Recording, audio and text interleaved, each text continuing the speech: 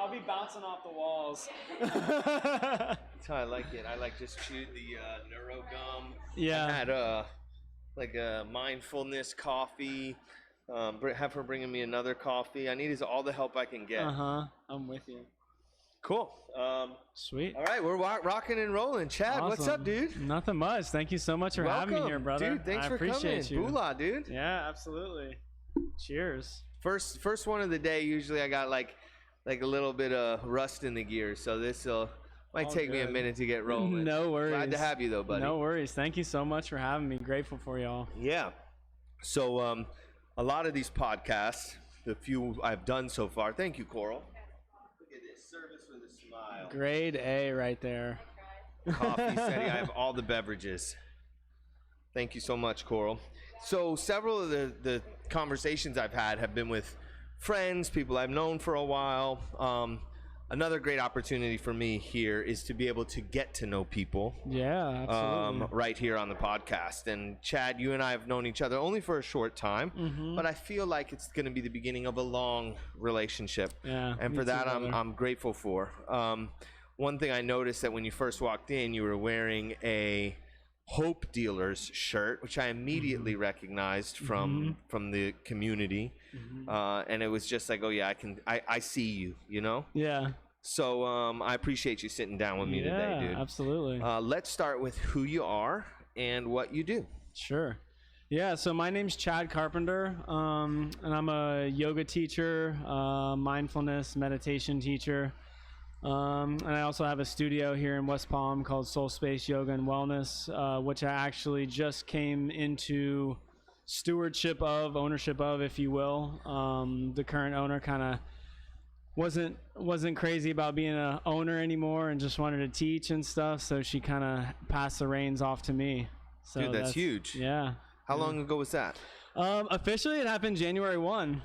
Okay, so brand new. Yeah, it was in the works for probably like 4 months. Not very long at all. That's incredible. Yeah. And you were an instructor. I was a teacher, there? yeah. So I taught for her for probably like a year and a half or so. Oh, okay. So it was home. Oh yeah.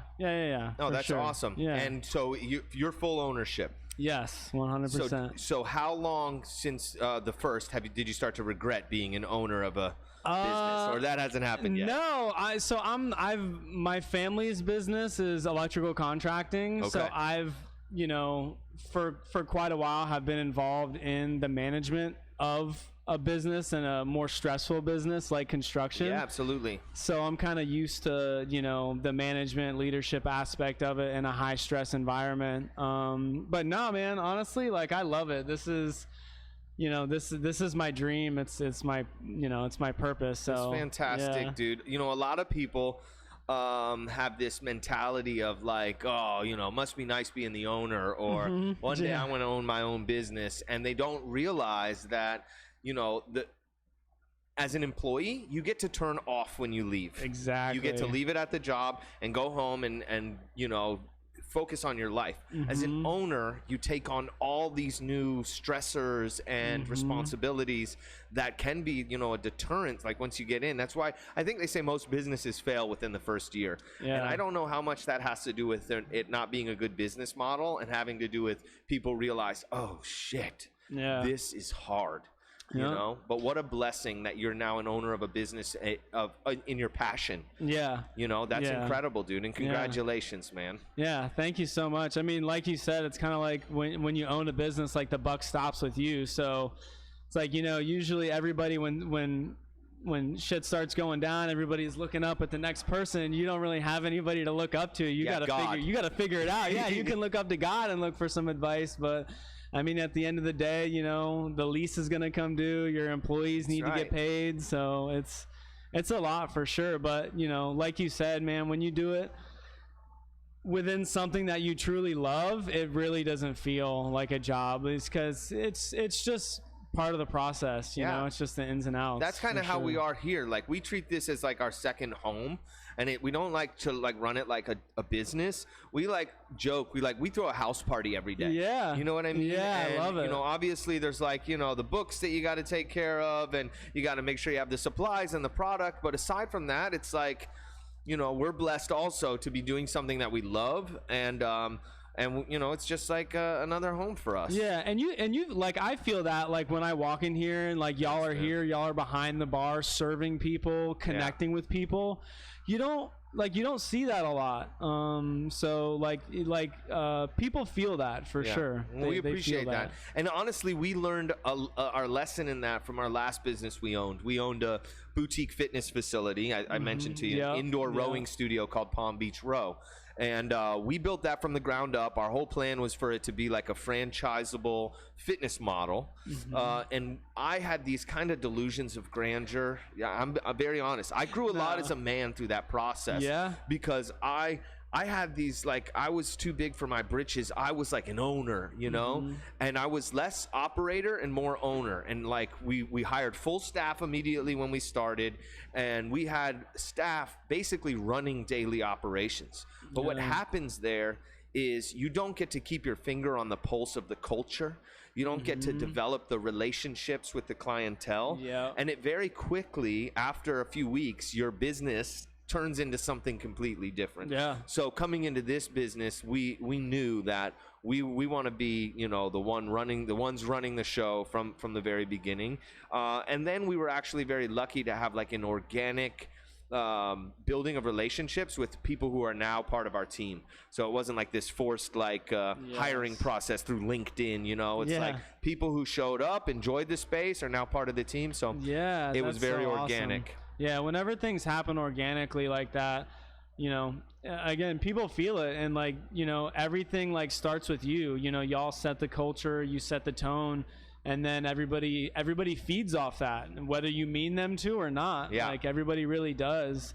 And you know, like when people walk in the door, you know, they don't know you, they know whoever's behind the bar. So that's who determines their experience. So you're 100% right, like being here and being involved. It's so true. It's so important, you know, and I just, you know, for me, and I know that you're feeling it now as an owner, it's just like such an honor to like welcome people into your space and make a positive impact on somebody's day. And, you know, in your practice, what you do, you know, it's you impact their day, but you also impact their life for the long term. You know, I have understandings of like Pilates, much less yoga, but Pilates. But I know that a mindful practice with movement, movement, when done regularly, is absolutely life-changing. You know, so I can only imagine the gratitude that you're experiencing daily when impacting people's lives like this, man. Oh yeah, I mean, you see people grow. You know, people will call. You talk to them for, you know, a couple minutes or an hour or so. You know, they kind of let you know what they're going through. You know, eventually they come in. Sometimes they do, sometimes they don't. And you can literally watch people grow, you know, through their practice, and, you know, how they carry themselves, you know, their energy. You can watch it change, and that's like the most gratifying thing ever. Yeah, you know? It's unbelievable. It's so cool how we are as humans, like so malleable. And you know, especially if you allow yourself to be malleable and you try new things, it's like you said, you can, somebody who, you know, can totally transform in front of your eyes. Especially people who are like skeptics, you know, that's the best part. When they're like skeptical of it, maybe they came with a friend or a significant other and they're like, all right, I'll go. And then you're able to watch a transformation happen there is also incredibly gratifying. You know, I've seen it when we were in the gym, people who walk in with like a chip on their shoulder, and then after a few weeks, like whole life has changed. You know, so like I mentioned, I know a decent amount of Pilates because of I went through Pilates teacher training, or half of it. Yoga I don't know so much about, and a lot of times people say Pilates, oh, like yoga, but it's very different, right? Why don't you give us like a background, like a layman's explanation of a yoga practice, kind of what it is, how you do it, what the benefits are, if that makes sense. Educate me, because I'm kind of absolutely. So I mean, really the yoga practice was designed for an individual to be able to take control over their thoughts and emotions, right? So the word yoga translates into meaning union, and union, first and foremost, like everything in the yogic sciences, most meanings have different layers of things, but the first layer of the meaning of union is of the mind, body, and soul.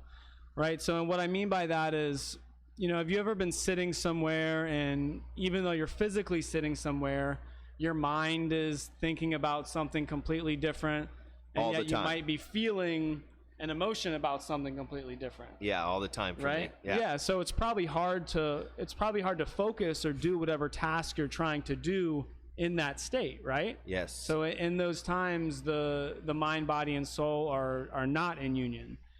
The issue is the world around us, and we've kind of talked on this a little bit just in our conversations, is the world is just more and more every day just throwing so many stimulants at us that the mind is literally just getting to the point to where it's just reaching from one stimulant to the next, which just creates an absolute roller coaster of thoughts and emotions.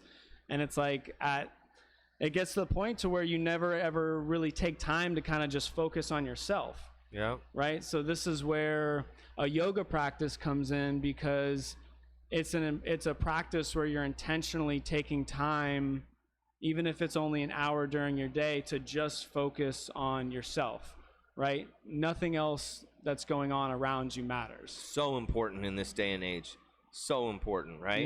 Yeah, absolutely. And I guess I was thinking more about yoga of how making you more flexible physically, Sure. Yeah. right? Yeah. But it seems like there's obviously much more to it. Yeah. And it's about that connection of mind and body and taking the time for yourself. Yeah. And I mean, don't get me wrong, there's incredible physical health benefits from doing a physical yoga practice. I mean, there's a lot of studios, if you will, where they pretty much just practice like yoga aerobics, which it's literally just you go there, you do basically like your cardio workout with some stretching, and then you leave. And like that's great. People get a lot of benefits of that.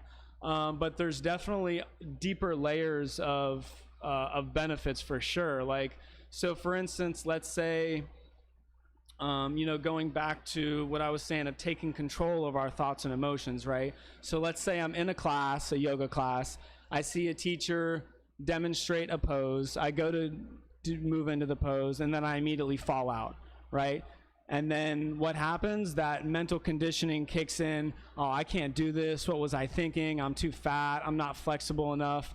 And then, I mean, really that just leads to any of, frustration, anger, doubt, and those are the things that create so many mental and physical illnesses, especially considering they build up to eventually chronic stress, which we're now learning is a factor of like 70% of physical illnesses today. So in an intentional yoga practice, let's say I go into that pose, I fall out, I catch myself moving into that place of, oh man, I can't do this, anger. And instead, maybe I just force myself to laugh, right? And then immediately there's just something about laughter that it just completely transports your body and your mind to wherever you were, into a state of just happiness. Yeah, joy. Right? So then I do that over and over and over again. And then after, several months, I start to catch myself a little faster. And then eventually I just start, I don't even move into that place of, oh, I can't do this or I'm not good enough. I just move into a place of, you know what, who cares? It's like, I'm just going to get back in, just force myself to smile. Yeah, absolutely. Right? And then that can actually translate into your life. So what we do on the mat, we do it to build something for ourselves off the mat. So like next time I'm in traffic, let's say, and excuse me, somebody cuts me off and I start feeling that same sense of anger, frustration. Now I've built a new mental conditioning that just forces myself to laugh. Yeah, absolutely. Right? So you're literally in a yoga practice, it's intentionally designed to put our body and our mind through the same type of stressors that we experience in our day-to-day life, and then build and use tools that we can then take control of our thoughts and our emotions, so that we're literally taking back control of our experience. It's wild. I have this thing that I do, and it's less of laughing, but it's like a gratitude trick that I do. Sure. Like with traffic specifically. I used to be the kind of guy, if I get into traffic, like I get so frustrated. Also because I'm always running late. Seems like I'm always late. Well, we live in South Florida too, so people drive ridiculous. It's island time, right? Yeah. Everybody's on island time. Yep.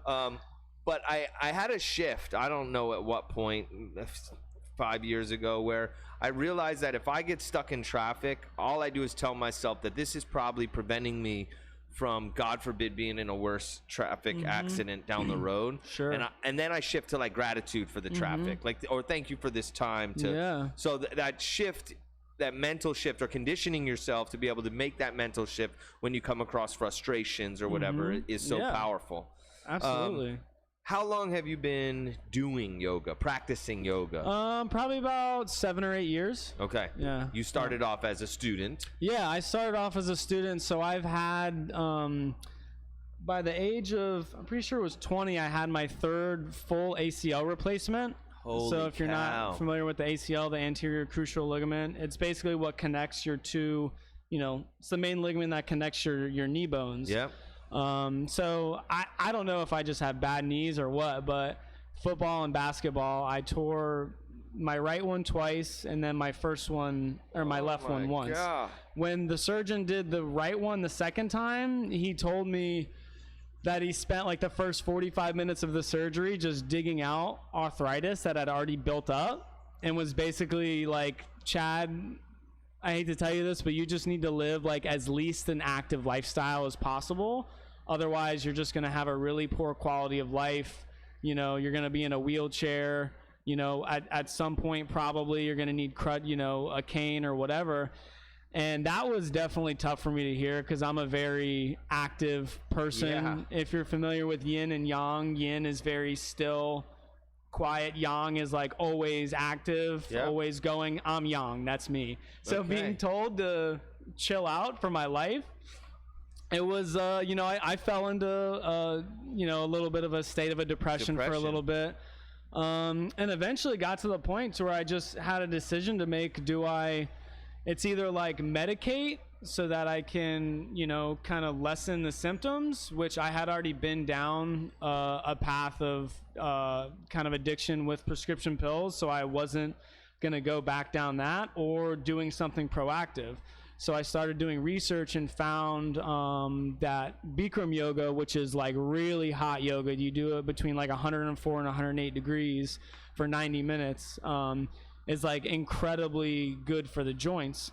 So I did that, and like literally after the first class I was hooked. Did it just Bikram for probably like 3 or 4 years. And Bikram's a modality where you go through the same 26 poses every class, and it's pretty purely physical. You do a little bit of breath work at the end, but it's basically like what you would call yoga aerobics, which again, there's a lot of benefits to that. And then after doing that for probably about 3 or 4 years, I was kind of wanting to try something new, and found a vinyasa practice at a studio in Northwood called Om Yoga, and like started going to classes there, and would hear the teachers like talking about these deeper spiritual things, and making these connections of body and mind, and how the things that we do in class relate to our day-to-day life. And I was like, this is it for me. Yeah, this makes sense for me. Yeah, absolutely. So basically made that my home, was there almost every day for like 6 months. And then after that, they had a teacher training coming up, and it was just like an automatic yes. I was just like, where do you want me to send the money? Like, that's fantastic. It pretty much knew that was Bikram, yeah. So have you seen the documentary? Yes, yeah. I actually did not watch it, because you hear about how Bikram is, with the, misogyny and, his inappropriate relationships with women and stuff. So I kind of already knew that was a thing. I was like, I don't really want to. I don't know. My wife and I watched it, and we didn't. By the end, we weren't that. I'm gonna get canceled for this. We weren't that mad at him. Like, it seemed like obviously misogyny and taking advantage of women is absolutely horrendous and never should be done. Yeah. But it just seemed like a lot of these women were throwing themselves at him. He's a man in a powerful position. It's unfortunate that, he may have taken advantage of that a bit, but he was also changing thousands of people's lives. Yeah. It's a shame that, that some of his behavior may have tarnished what he had built, because it seemed like what he had built, it really changed the world. And maybe, I know that they changed all of the yoga studios from Bikram to hot yoga, and they don't call it Bikram anymore. And now he teaches out of Mexico. There's still he'll still do 1,500 people down I've there. heard people he still holds massive teacher trainings and stuff. For sure. But it's a very wild documentary. For those of you who haven't seen it, watch it. It's really eye-opening. And when I first heard about hot yoga, I was like, no fucking way. Why would I put myself through that kind of torture? Yeah. But I was also young and naive. And something I've learned that I should probably do more of is that in this 21st century, I don't know, excuse me. Life is very easy for us. Yeah, it is. Right? It's too easy. And with our minds being programmed from when we were cavemen or whatever to always look for what's wrong, right? Lions and tigers. And in an easy life, we're constantly looking for trouble that's not there, right? And we're so full of angst and anxiety because our life is too easy. So by intentionally putting yourself through something incredibly challenging, it almost creates this calm that you're not trying to find anxiety, because you're controlling the difficult things in your life. You're bringing them to you and you're challenging yourself. So once I kind of had that realization, it made sense for me. Oh, I understand why somebody would want to go do this incredible. Obviously, it's good for your joints and whatnot. And now there's all this research on heat shock proteins, which are very good for your immune system from that hot temperature. So I get it more now. I haven't taken a hot yoga class. I probably should. So vinyasa? Is that a methodology created by one person? I would say probably yes at one point. It's what you would call a modality, right? So Bikram is a modality, right? So a vinyasa is a pretty specific type of practice where you move through what's called a vinyasa movement. So that's where you're standing, you do a forward fold, you lengthen, and then you step or hop your feet back into a plank. You basically do a push-up. You pull your chest up through your shoulders and get a back bend, which is called an upward facing dog. Then you lift the hips back up into what's called downward facing dog. So that sequence is called a vinyasa. So in a vinyasa practice, you'll do those throughout the practice, and those were designed to bring warmth into the body. So you'll find those in the beginning of the practice, because that's typically you want to do a gentle warm up, then bring real heat into the body, and then strengthen the muscles, and then stretch the muscles after they've been strengthened. So with the heat, I mean, everybody has their thing, traditionally in a yoga asana practice, and when I say asana, that's doing the different poses. So in a traditional practice, we use what's called an Ujjayi breath, which translates into a victorious breath. And basically, again, there's everything in yoga, there's layers of it. So the first layer of Ujjayi breath is a conscious breathing, right? So normally we don't really consciously breathe any more than we just consciously beat our heart. It's something our body kind of just does for us naturally. Right? But when you don't breathe with intention and you don't use your diaphragm, you don't use your entire lung capacity, and your breathing is shortened, we've found, through modern science that actually keeps the body in a state of fight or flight, right? So if you don't ever take your time to sit down, stand up, whatever, and take short, deep breaths, your body will essentially always be in some degree of fight or flight. Constant angst. Exactly. And that's one of the biggest things that causes chronic stress for people.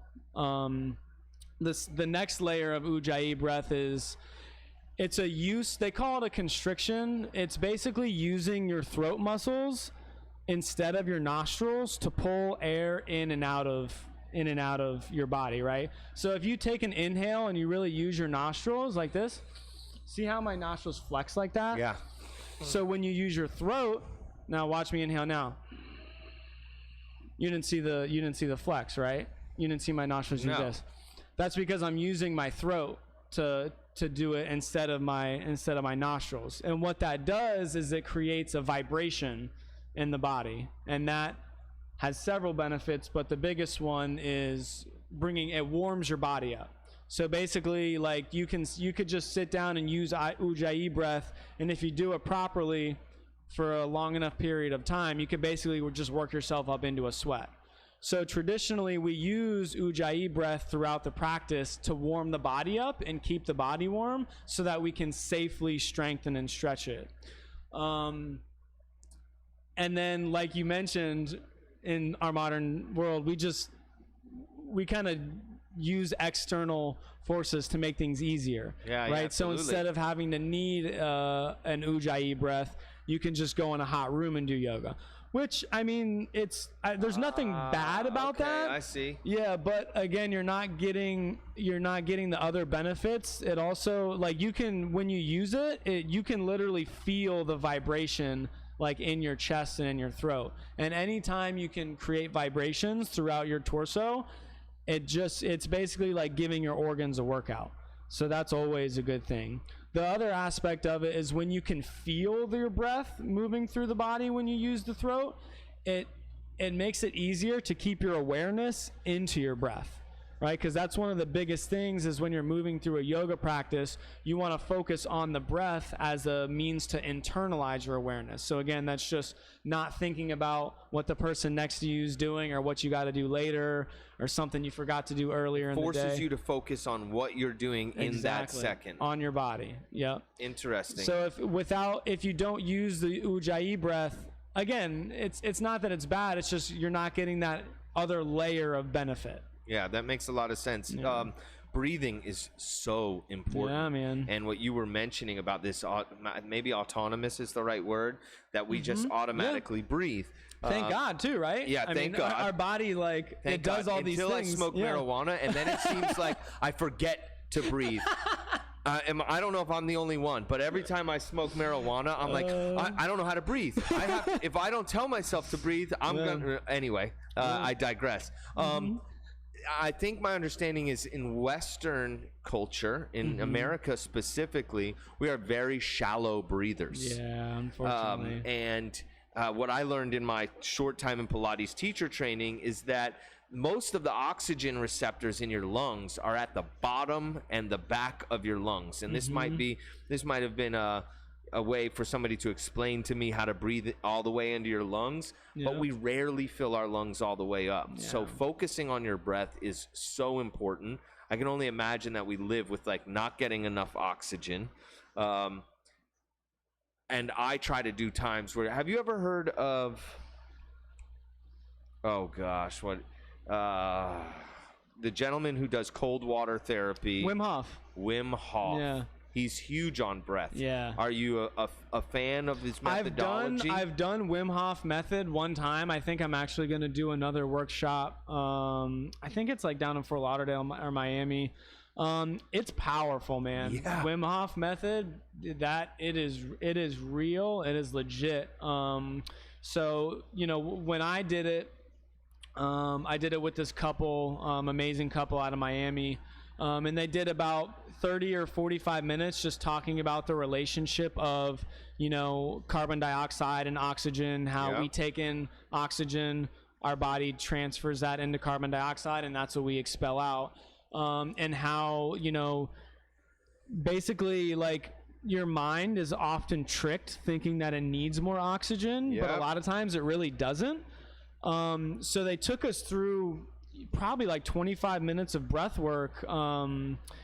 And I remember, like they said, when we started the breath work, they're like, okay, so towards the end of the breathwork session we're gonna hold our breath for 2 minutes at the after the exhale. And I like laughed. I was like, dude, there's no way. I'm not. It's like there's no way. Right.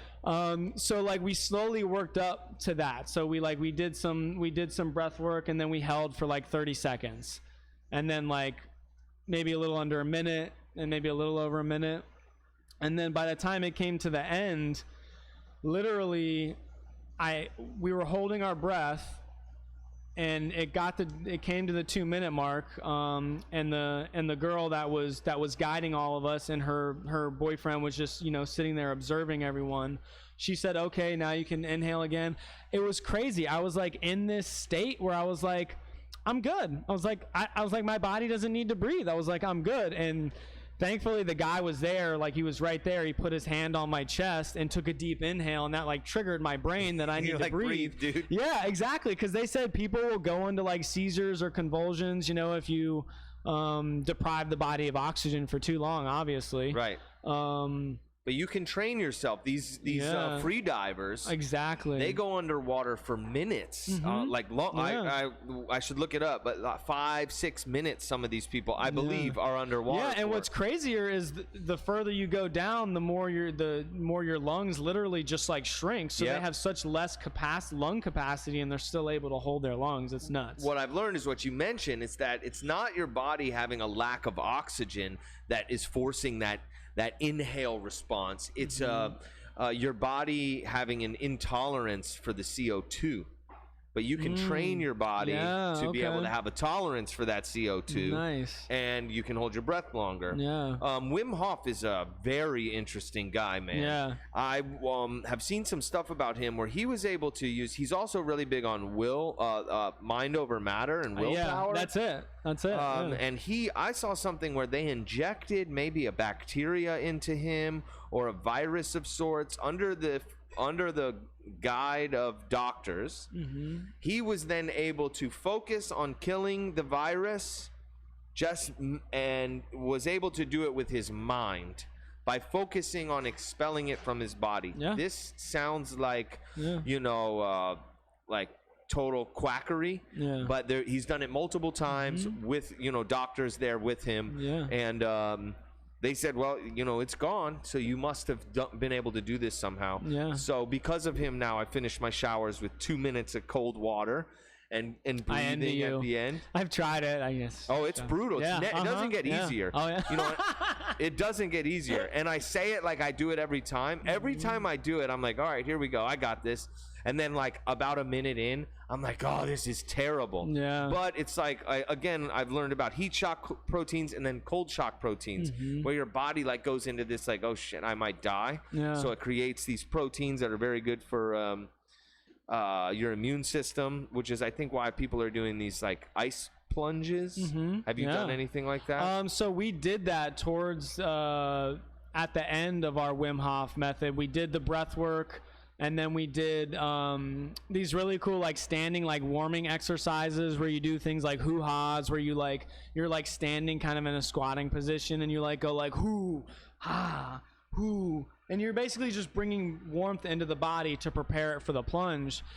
Man, when I got in that water, and this was like legit like 0 degree water. Like it was in one of those ice chests that people sell like bait out of and stuff. Oh yeah. There was just one of those with water in it. Man, I got into it. As soon as I got like my whole chest got into it, I felt my lungs just do this, and I started like hyperventilating, and I was like, I can't do it. And then the guy went across from me. He kneeled down. And he's like, look at me. Deep inhale, half exhale.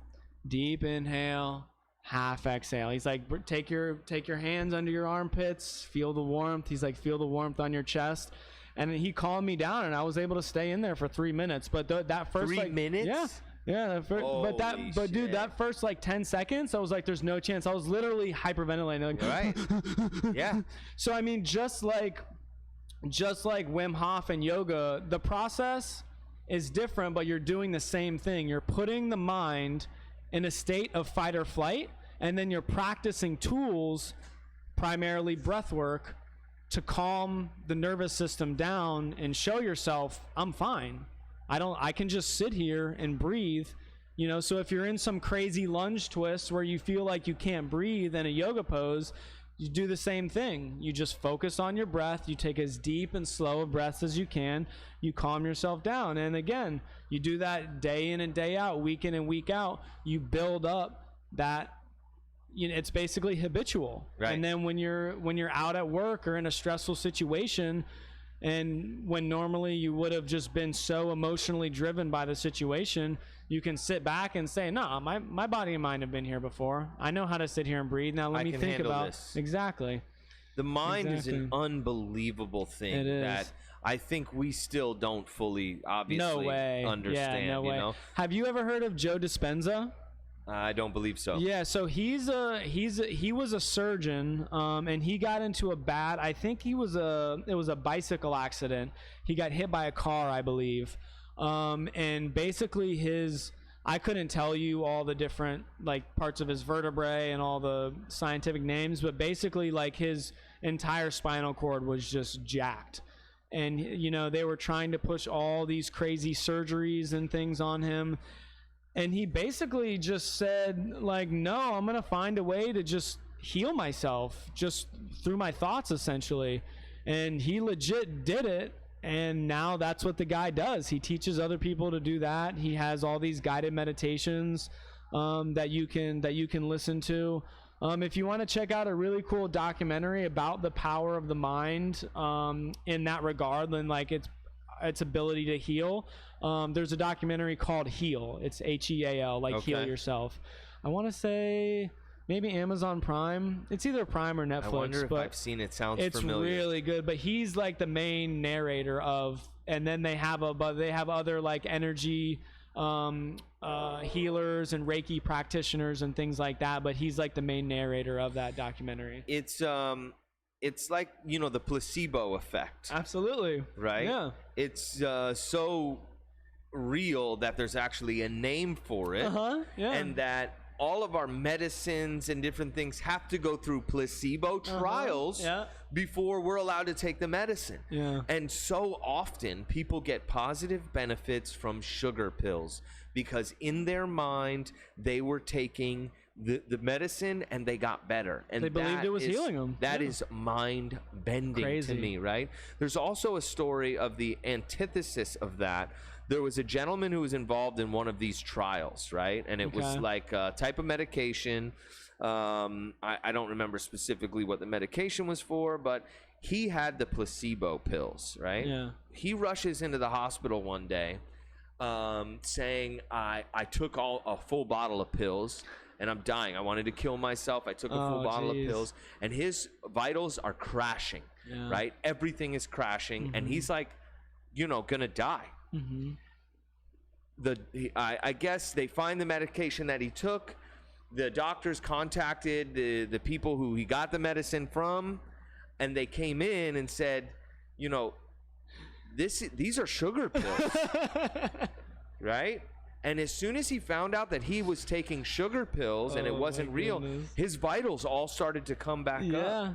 You know, and you know, like a kind of a left turn here, but imagine how much that's having to do with what's happening to our world and our health now, with fear and anxiety and, you know, feeling like if you get the sniffles, you might die. It's wild that by thinking that you might get sick or feeling sick can actually make you sick. Like the phrase, worry yourself sick.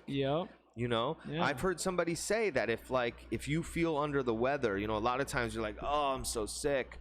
Oh, I'm sick. You know, I feel terrible. I can't breathe. It's better to say, I am healthy and I am healing and I am getting better. Right? Absolutely. Because you can literally make yourself better.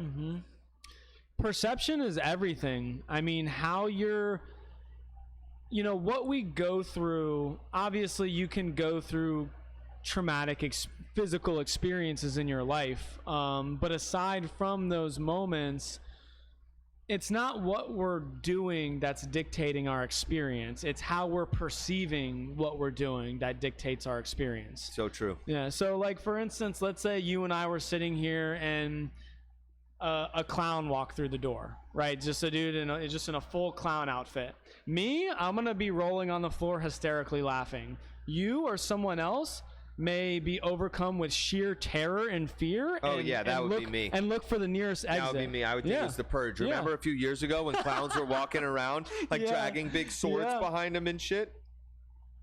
That's wild, right? And it's perception. So what's the difference? I mean, we're like our senses aren't seeing, we're not experiencing anything different, right?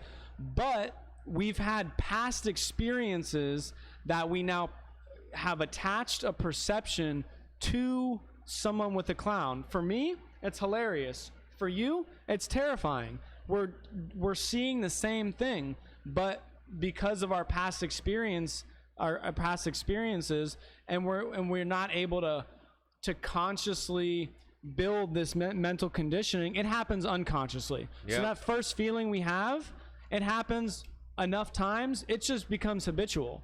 You know, it's like you ever see a family like at Disney or something, a bunch of kids, everybody's happy, everybody's ecstatic, except there's that one kid that's just super grumpy. Right? He's just he wants to be anywhere but there, right? He's having a terrible time. He hasn't experienced anything different than all the other kids, but he's just perceiving for whatever reason that he's having a terrible time. It's wild. It's like if like a parenting style also, like so your kid falls and scrapes its knee. Some parents would be like, "Oh my God, are you okay?" Other parents would be like, "You're fine.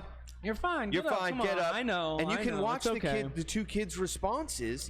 Same fall, and based on how they train the perception of what just happened, it changes the response. The mind is a freaking powerful thing. It's crazy. That just I constantly am thinking about, like, what is going on upstairs that like kind of controls all this, like like creativity, like so everything in this room came from somebody's mind, right? Whether it's like this iPad or a glass, like somebody had to think of this, right?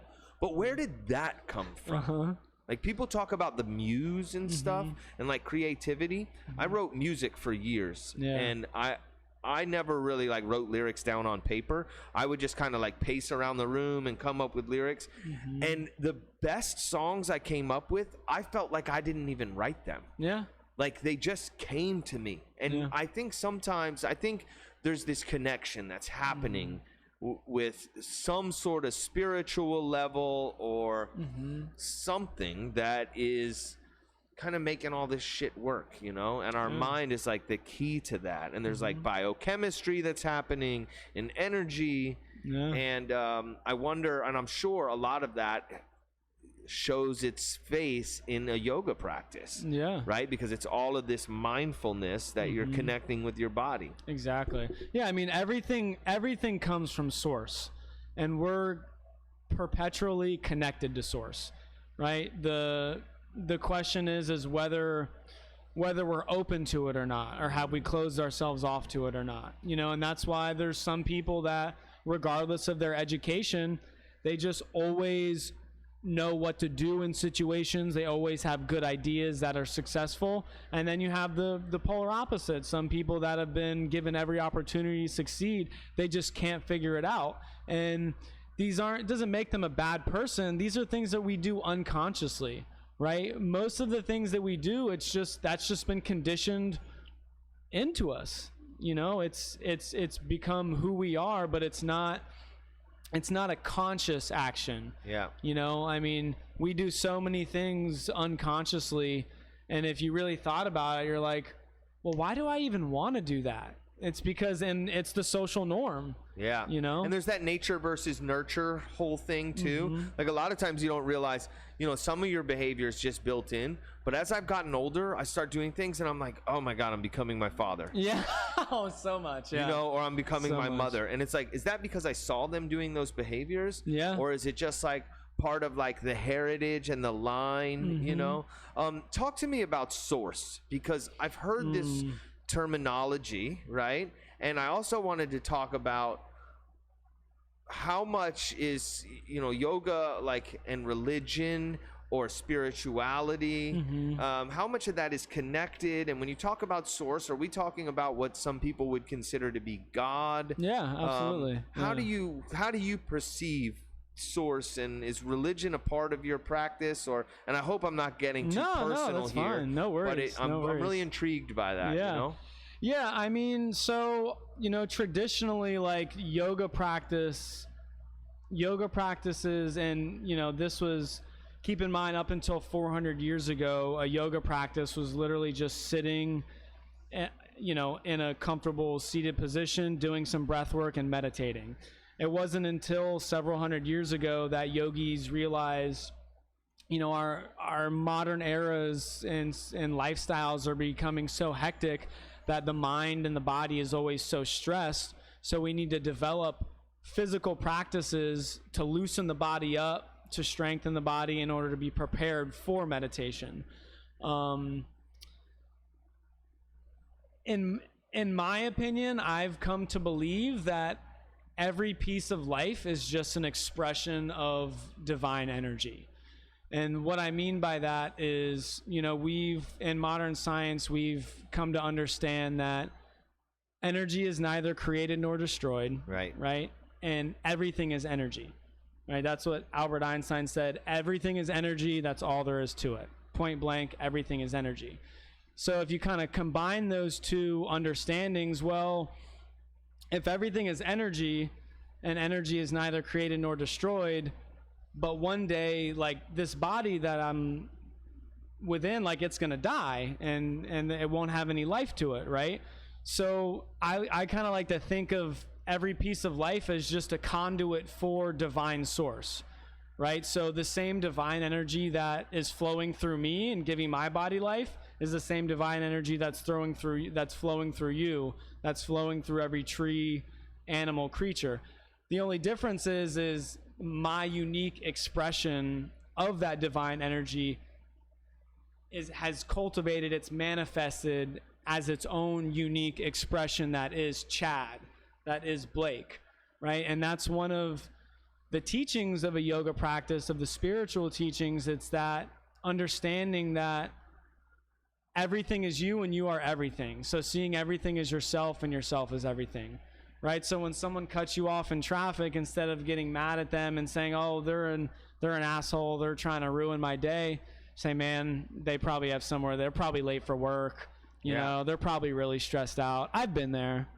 It's very clear that as humans specifically, we are all connected, right? And we need each other. Yeah. And for whatever reason, the world is, or different social norms are like trying to make us not want to be near each other and not like each other. Unfortunately. But, you know, I've heard it said that the worst thing you can do to somebody who's in prison is separate them from the other prisoners, right? These are like the worst people in the world. You think you wouldn't want to be near them, but we need each other so badly that, you know, being separated from prisoners is a bad thing for us. And I think it's wild how, like, if you talk about plants and stuff, have you heard about how trees communicate through the soil through fungus?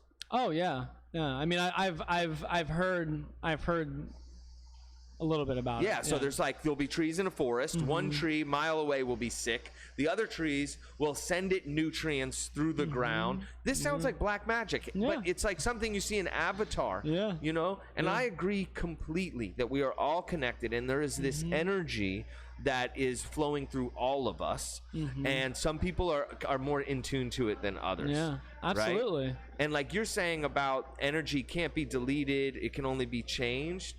Something I learned as a, you know, adolescent, and I always like really impacted me, was that I feel like our bodies are just kind of like temporary vehicles for our soul. They're conduits. They're conduits for divine energy. I mean, that's what I've come to understand anyway. To me, it makes the most sense. You know, because of religion, unfortunately, a lot of people will think that it's like, you know, blasphemous or whatever, because different people have different beliefs on what happens after you die. Yep. The interesting thing is we all know that none of us know what happened after we die. Exactly. We don't know, but some people claim to know. You know that you know you're either going to go to heaven or hell or whatever. But it seems like our energies carry on. Yeah, you know? I mean, it makes sense. Again, modern science from experimentation has determined that energy is neither created nor destroyed, and we are literally just energy. So if we're energy and it's basically never created nor destroyed, then where does it go when our bodies die?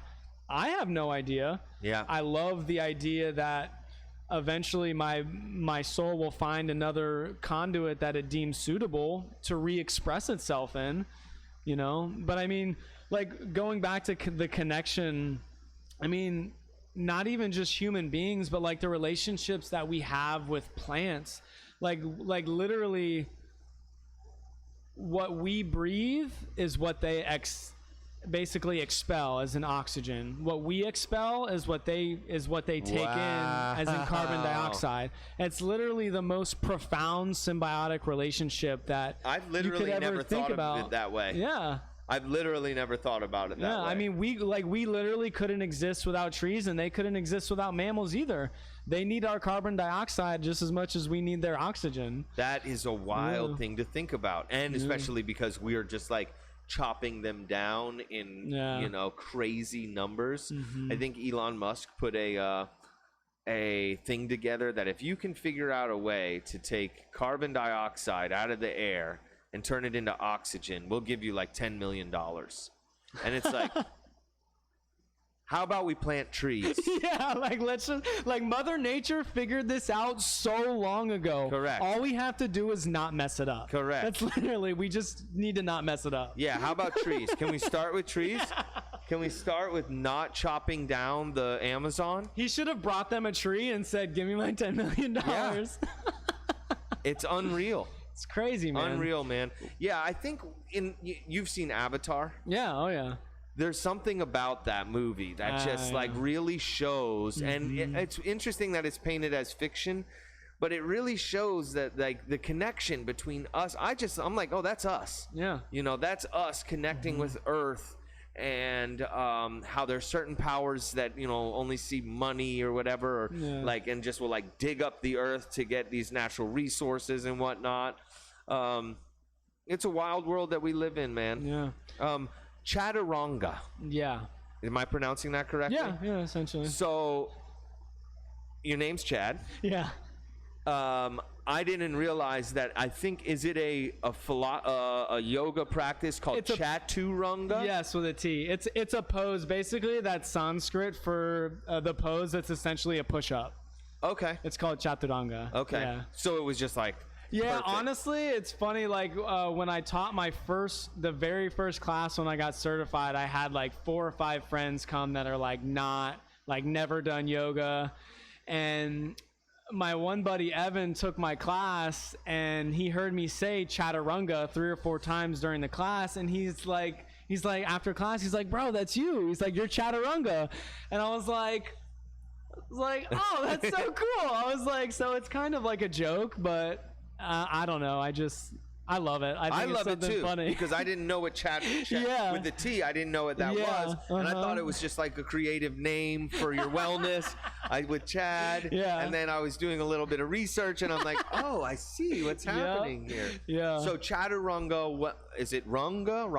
Chaturanga Wellness is your wellness company. Yeah, that's essentially that's the name of my LLC, and that's basically the name of the brand that I'm trying to build, if you will. Yeah, absolutely. Which is basically like 2 months old. Yeah, okay. So and that's pretty synergistic with the yoga studio that you now own. Yeah, so that's essentially, I mean, the yoga studio is the main platform of it right now. Absolutely. Eventually, I would like to expand to a larger space where I can have multiple large rooms to have multiple classes going on at once. That way we can offer more more specialized classes, and then have some smaller private rooms to do either private yoga or massage therapy, acupuncture, Reiki, Kambo, any type of a holistic.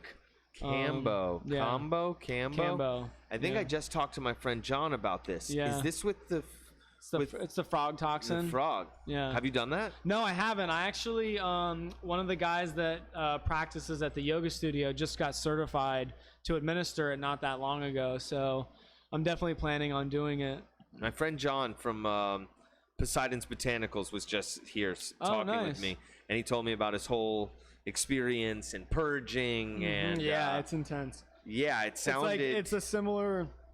From what I've heard, it's a similar experience to like going through ayahuasca as far as like purging out basically everything that you have, physically in your body. It's like, I think it's very brave, right? It's that whole thing, like signing up for something that may not be the most enjoyable, but what you get, the end result, it could be very, very beneficial. Yeah. Yeah. Well, Chad, I do appreciate you sitting with me today. Yeah, absolutely. I also appreciate what you're going to be bringing to our community here. Yes. We just started last Saturday with the Bula under the banyan, I guess we might call it. Yeah, I love it. We appreciate you bringing your expertise to and your energy. You're just an amazing young man. Oh, thank you, I'm really brother. happy for you with the new studio. And I'm thankful that you showed up here, man. Yeah. For real. Yeah. Before we sign off, is there any last thoughts or anything you would like to share? How can people connect with you through social media? So my Instagram is chaturanga_wellness. You can just Google Soul Space WPB. Is our website. So definitely connect with me. I'm all just about serving people, man. I'm a servant. That's pretty much what I do. I've since I was born, that's the only thing that's really given me like true gratification is when I'm either serving people or just serving this planet in some way, shape, or form. So I think it's amazing, man. I think a lot of people or there are people who say it, who talk the talk. Yeah, it's very clear in the short time that I've known you that you walk the walk. Oh, thank you. And I man. think it's so important to have people in this world who are in that mindset where how can I help other people? And I'm glad to have met you, man. Yeah, I mean this planet is giving me literally everything I have. So, I just want to give as much back as I can to it and its inhabitants. That's pretty much. It's about as simple as it gets, for sure. Well, you're doing a great job at it, man. Thank you, brother. I appreciate you. I will, believe it or not, I will be in one of your classes in the very near future. I desperately need it. I'm excited that now I'll come in with like a better understanding of what I'm getting myself into. Yeah. I think we might come tomorrow. That would be amazing. And then there's a full moon thing on the beach that we're going to do. Yeah, my friend, a good friend of mine, her name's Carolina. She has a company called BU Disco, and she does basically just like conscious gatherings. And the biggest thing that she does is full moon. She does them on the full moon, but she also does them, random times and places. It's basically a silent disco ecstatic dance. So it's like it's kind of like a guided moving meditation. It's a real fun experience. We mix them, do yoga before and stuff. So it's a good time. Yeah, it's called BU Disco. BEYOU. Yep. So BU. Yeah. Awesome. And I do offer the first class that anyone comes to the studio is 100% free of charge. So okay, excellent. You can call us, message me, or just show up. And that's Soul Space. Yep, Soul Space WPB is our website and our Instagram. Right there on the outskirts of downtown. Yeah, it's right off of Quadro and Okeechobee. Cool. Most of our viewers and listeners are right here in West Palm Beach. Awesome. So I do encourage all of you to go see Chad. He's a very awesome young man, very talented, knowledgeable. Maybe I'll see you in the class myself. Yes, I hope so. Chad, thank you so much, man. Brother. I appreciate you, dude. Yeah, absolutely. Thanks for having me. Thank you, guys. If you like what you saw here today, please follow, subscribe, hit the little bell there. And thanks for tuning in. Appreciate y'all. Namaskaram. Thanks again, Chad. Thank you, brother.